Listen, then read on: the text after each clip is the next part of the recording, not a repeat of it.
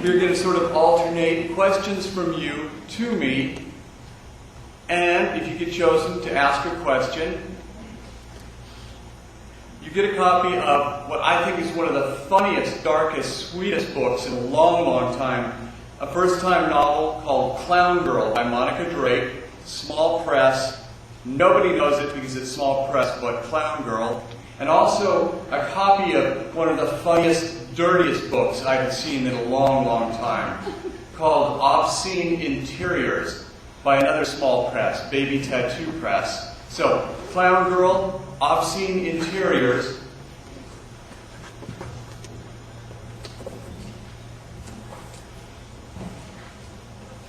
And a prize bouquet. Yeah! So, let's test to see how this part will work. Sir. After writing something like Guts, is there anything you've ever sat down to write that you just decided that you just couldn't put down on paper?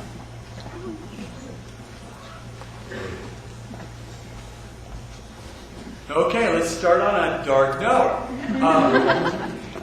Typically, I find that there are stories that are either too incredible, and my favorite example is in college, I used to earn extra money by sneaking ecstasy up into Canada and selling it with my friends. And one night we took a bunch of X to Vancouver, BC, and we sold it in nightclubs, the core of Invisible Monsters. And we were laying around some flophouse hotel room, completely fried, unable to sleep, maybe 6 or 7 of us. And we were playing that "What is the weirdest thing you've ever done?"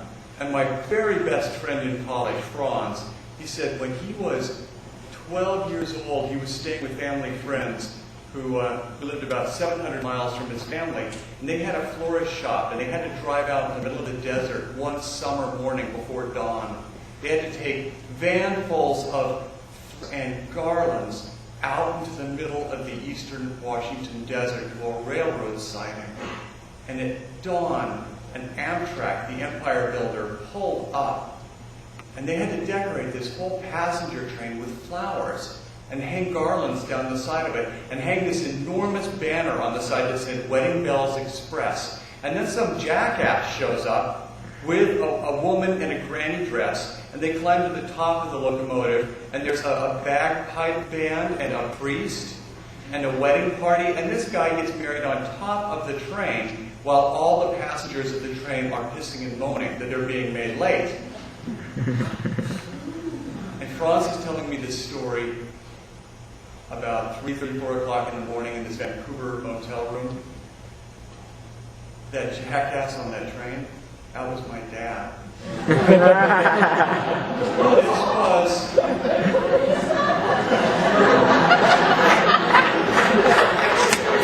And I was wearing a powder blue leisure suit, and I was 12 years old, standing on that train.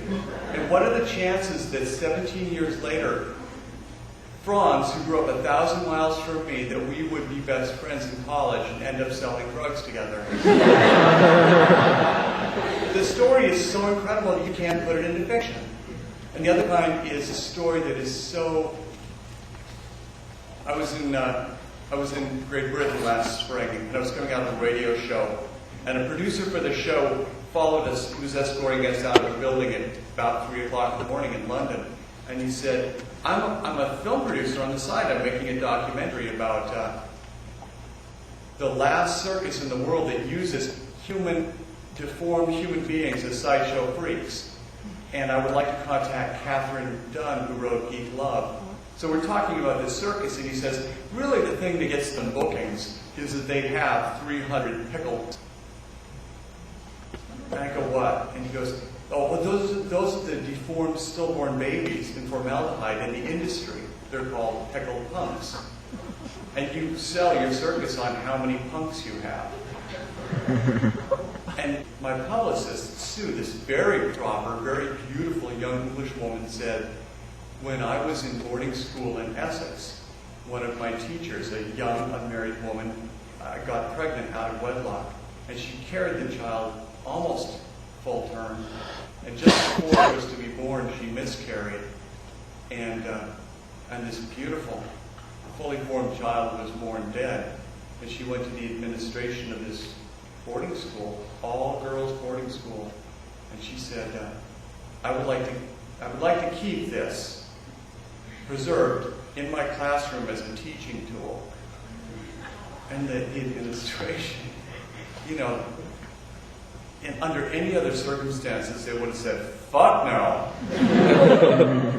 But they were so shocked, they said, okay.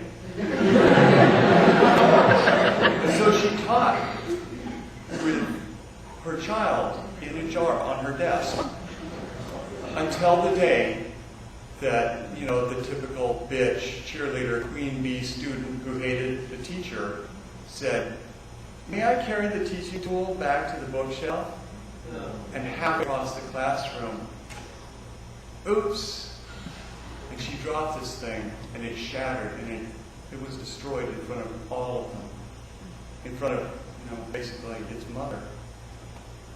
And the moment that story was done, well, actually the next day I was in a hotel having drinks with a director who was making Lullaby into a movie. And he said, and he's fairly well known, so I really don't want to say his name, but he said in Stockholm, when I was very young, my girlfriend was carrying our child. We weren't married, but she was in her third trimester. She went into my apartment bathroom. She had cramps really bad, and she miscarried. And after the ambulance came and took her away, I went into the bathroom, and there was my son in the toilet. And I didn't know what to do. So I retrieved him, and I didn't know what to do. I wanted to keep him. And so all I had was vodka. So I put the child in a jar, and I filled it with vodka. And see, you can't do those stories justice. So either the stories are too incredible that no one will believe them, or they're so touching that you really can't honor them. And so those are the stories that I really can't go near. And thank you all for coming. Good night.